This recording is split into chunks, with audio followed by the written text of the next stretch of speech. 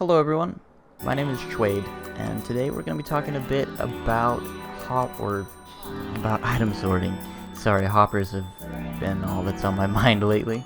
I've been building my item sorter on our sub-server for my Twitch channel, and in my chat I've noticed a lot of people saying, Redstone is so complicated, I don't even bother, I hate this stuff, and that was kind of disappointing to me because not a month or two ago, I didn't understand anything about it either.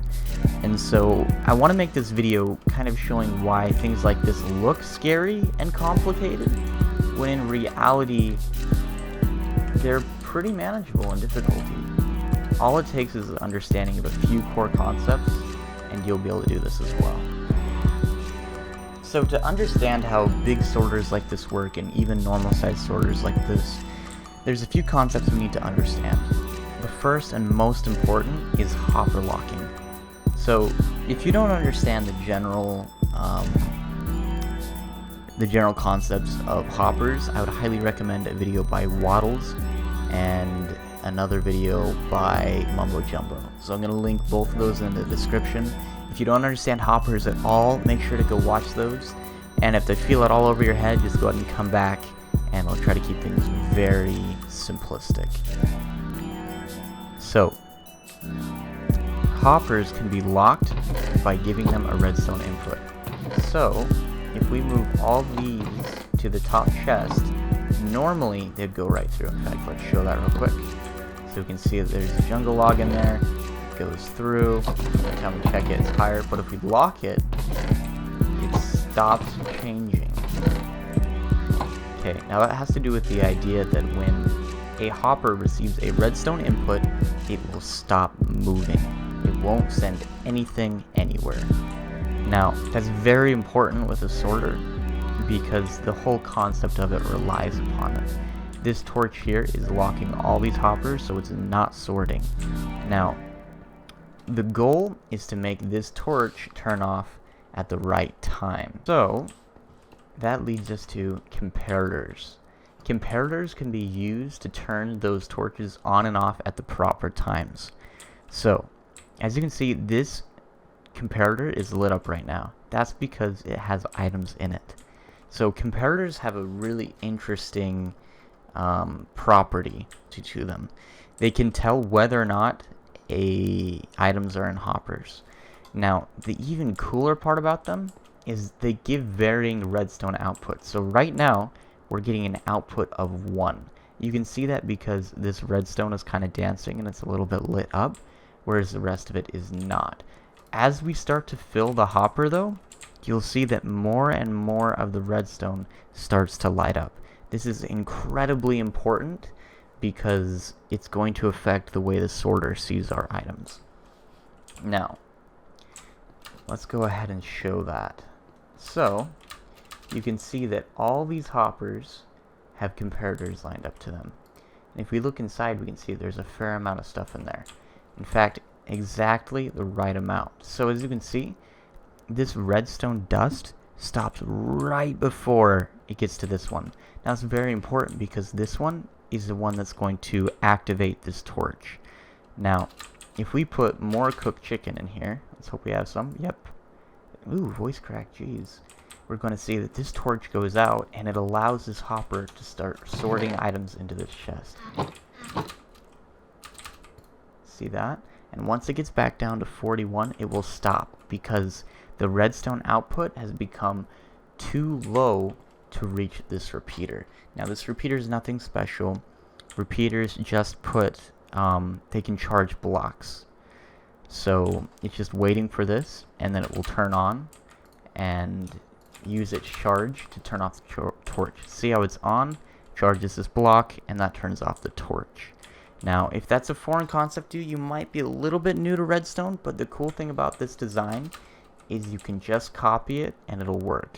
The cool thing about these is they're not so complex that you can't troubleshoot them yourself, even with no knowledge of redstone.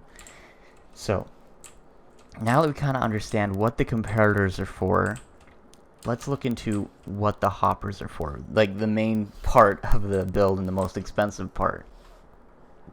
What we're seeing here is this hopper is emptying out this chest, and it's either going to send it along the line in the way that the hoppers are pointing, or it's going to send it down. Now, the next concept we need to understand is just basic hopper rules.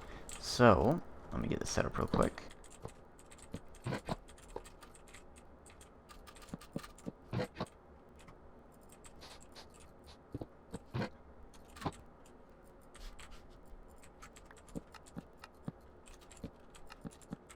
So in the comments, I need you to tell me if all the feathers are going to sort to chest A or chest B. Right now all the feathers are up here in this top chest. This hopper is going to take it here, put it in this, and then look, this hopper is facing into this chest along with this one.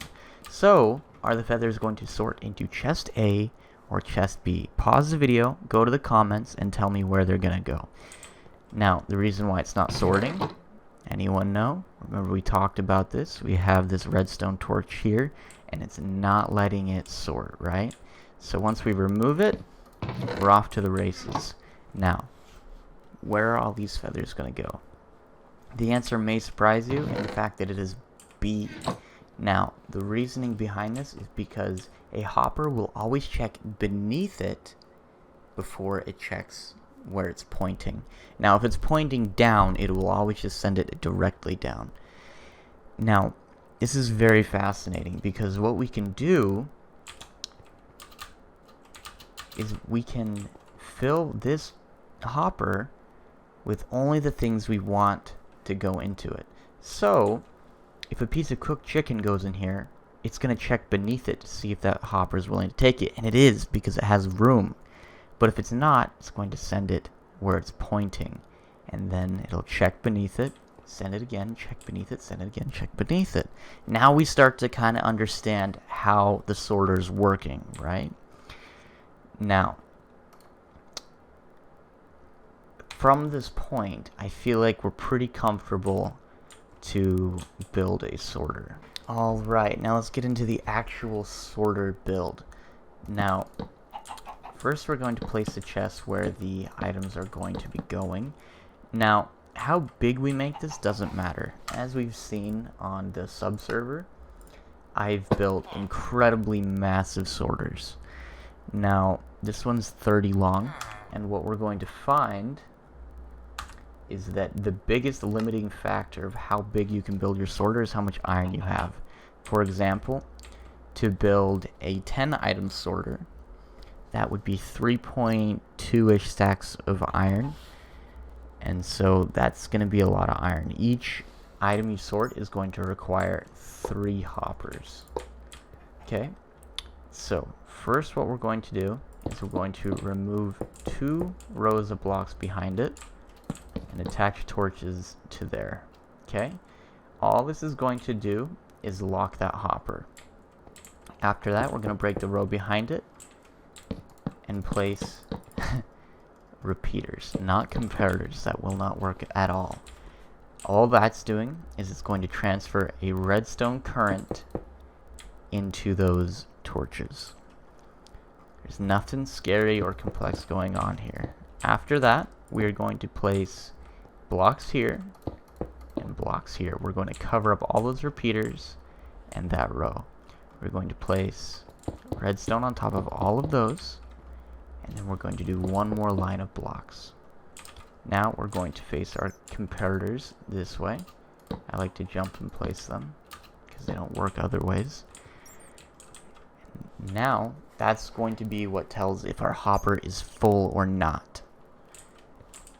Now we're going to put hoppers facing into the chests, hoppers facing forward. So I like to crouch, and then you can click on chests. If you right click on chests, they just open, but if you crouch and right click, you can still place the items. And then we're going to put hoppers into those, remove those, and then finally one more row of hoppers above them. Hard part though is the last hopper. You probably are going to want to have face out this way, so you have to place that dumb block over there. It's kind of annoying. And from there, we are good to place our sorting piece. Okay, and our last step here is to put items in the hoppers, and this is going to be what sets what goes in this chest here.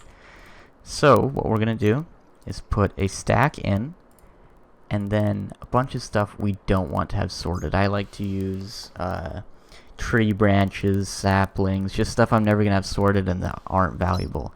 And as you can see, we got to that 41 number, and the redstone's not going anymore. And then we go to our next chest, and let's put in that there. And fill up the rest of those. As we can see, we still have charge, and it's gone, and it stopped sorting. Go to the last one, and we're out of items. Oh no. Let's do that, because everyone sorts that. And fill up the chest. And what we're going to find is that in here, we're going to have 22 of each item. Not yet, because it's not done sorting. And boom, we're there. So if we go ahead and add items to the chest, more of those items we just ran out of, you're going to see that they start appearing in the proper chest, just like they should. Now, the last kind of thing that we can look at here is moving your input chest. So what we can do is we could build a mile away with hoppers, and this system will still work. Now, that's super expensive. That was just like a stack of iron we just did there. So what I like to do is use water lines. That way you can put items in them, and they'll still go into that hopper, and then you're good to go. So you could have your input chest miles away, so long as you go up a level with your water, like so. So, with that said, I think we're just about done with the whole theory behind hoppers. Now, if you have any more questions, feel free to put them in the comments. I would love to do another video entirely answering your question, or you can pop into the stream at twitch.tv/Chwade and ask me directly. Now, with that said, I really appreciate you guys watching this video to the end. It's super appreciated. And if you want to play on the sub server, where I've got that massive sorter that we were looking at earlier, just go ahead and check the description, get into the Discord, and we'll get you on the server before you know it. Well, thanks for watching. I'll see you guys later.